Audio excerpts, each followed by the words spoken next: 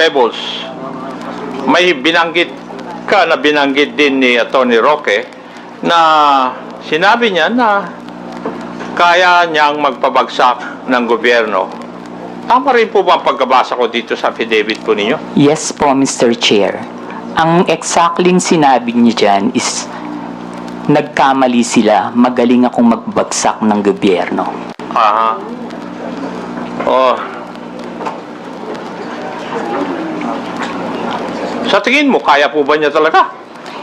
Mr. Chair, hindi po, kasi nagtatago po siya ngayon eh. Tama. Meron.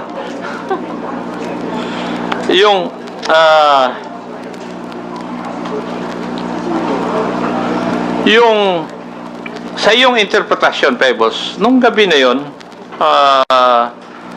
kung ano man ang pinag-usapan nyo doon,